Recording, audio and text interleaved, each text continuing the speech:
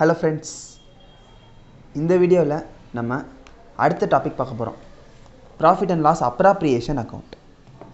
இந்த profit and loss appropriation account எதுக்காண்டி அப்படின்னு பார்த்தீங்கன்னா, நமக்கு ஒரு பார்ட்னர்ஷிப்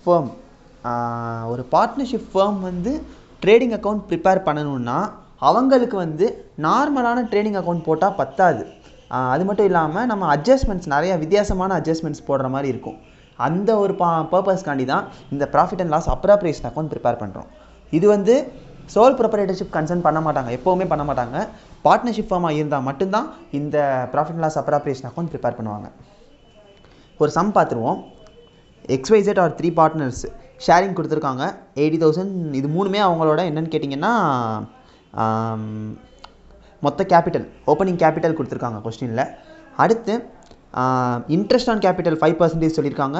எக்ஸுக்கு மட்டும் சேலரி 500 பெர் மந்த்து, ஒய்க்கு வந்து commission 4% after charging such commission. இந்த வேர்டை நல்லா நோட் பண்ணிக்கோங்க, பின்னாடி இதுதான் நமக்கு வந்து அட்ஜஸ்ட்மெண்ட்ஸ்குள்ளே வரப்போகுது. அப்புறம் அதுவும் பார்த்திங்கன்னா இந்த என்ன சொல்கிறது, ரிசர்வ் இருக்குது பார்த்தீங்களா, அந்த ரிசர்வை வந்து நம்ம ஒரு 10% ட்ரான்ஸ்ஃபர் பண்ணதுக்கு அப்புறமா இருக்கிற பேலன்ஸை தான் அவங்க வந்து பிரித்து எடுத்துப்பாங்க. விச் மீன்ஸ் என்ன அர்த்தம்னா, மொத்தமான ப்ராஃபிட் கண்டுபிடிக்கிறதுக்கு முன்னாடி ரிசர்வுக்குன்னு ஒரு 10% ஒதுக்கி வைக்கணும். அது இவங்களோட பார்ட்னர்ஷிப் டீட்லே தெளிவாக சொல்லிட்டாங்க. ஃபஸ்ட்டு என்ன சொல்லியிருக்காங்க, இன்ட்ரெஸ்ட் ஆன் கேபிட்டல் 5%ன்னு சொல்லிட்டாங்க.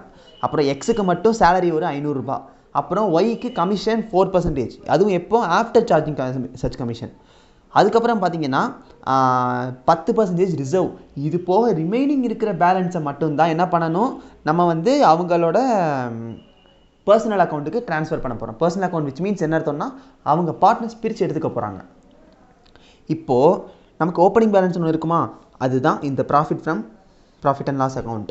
நமக்கு சோல் ப்ரொப்ரைட்டர்ஷிப் கன்சர்னில் நெட் ப்ராஃபிட்னு ஒன்று கண்டுபிடிச்சி வச்சுருப்போம்ல, அந்த நெட் ப்ராஃபிட்டுக்கு மீனிங் தான் இந்த ப்ராஃபிட் அண்ட் லாஸ் அக்கௌண்ட். இந்த ப்ராஃபிட்லேருந்து தான் நம்ம எல்லா அட்ஜஸ்ட்மெண்ட்ஸும் பண்ண போகிறோம். Format same format, particulars amount தான். First profit and loss account opening 66,720 கொடுத்துட்டாங்க. அப்புறம் நமக்கு கேபிட்டல் இருக்குது, இன்ட்ரெஸ்ட் ஆன் கேபிட்டலுக்கு ரேட் இருக்குது.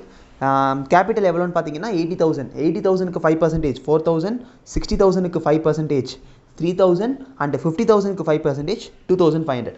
இது மூணும் பார்ட்னர்ஸோட இன்ட்ரெஸ்ட் ஆன் கேபிட்டல் போட்டாச்சு. அடுத்து சேலரி யாருக்கு மட்டும், எக்ஸுக்கு மட்டும் 500 பெர் மந்த்து. ஸோ எக்ஸுக்கு மட்டும் 500 × 12 6,000. அடுத்து கமிஷன் என்ன சொல்கிறாங்க, ஒய்க்கு மட்டும் 4% ஆஃப்டர் சார்ஜிங். இதுதான் நமக்கான இங்கே இம்பார்ட்டண்ட்டான ஒரு அட்ஜஸ்ட்மெண்ட். இது என்னன்னு பார்த்தீங்கன்னா, நமக்கு எப்படி வந்து கமிஷன் கண்டுபிடிக்க போகிறோம்னா, இது வரைக்கும் நமக்கு எந்த ஒரு அமௌண்ட்டும் தெரியாது. ஆனால் ஒர்க்கிங்ஸ் போட்டிருக்கோம்ல 66,720 இங்கிட்டு கிரெடிட் சைடில் இருக்குது. ஸோ 66,720 மைனஸ் இந்த சைடில் என்னென்ன இருக்குது, ஒரு 9,500 இருக்குது, ஒரு 6,000. இப்போதைக்கு இவ்வளோ தான் போட்டிருக்கோம். So minus 6,000 minus 9,500.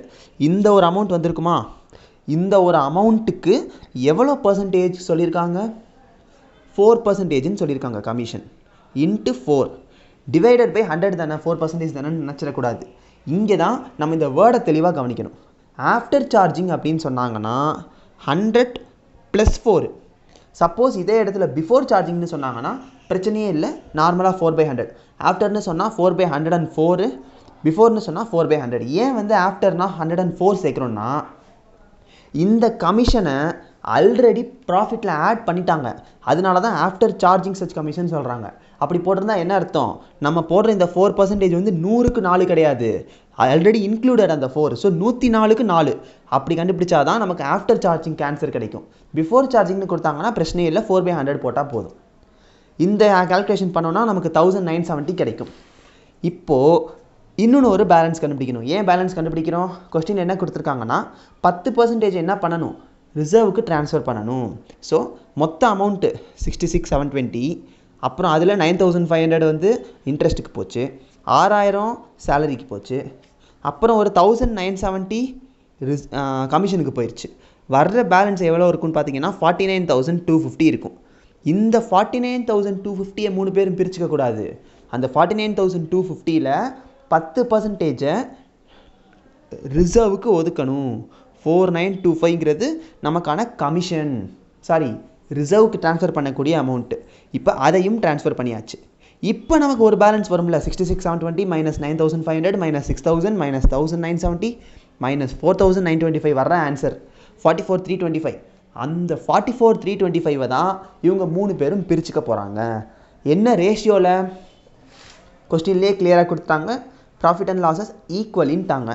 ஸோ 3 பேருக்குமே 1/3 போர்ஷன் 44,325 டிவைடட் பை 3 போட்டால் இந்த 3 பேருக்கான ஷேர் கிடச்சிரும். இந்த ஷேர் தான் இவங்க ப்ராஃபிட் பார்ட்னர்ஷிப் ஃபேர்ம்லேருந்து அல்டிமேட்டாக அவங்க பர்சனலுக்கு எடுத்துகிட்டு போகக்கூடிய அமௌண்ட்டு.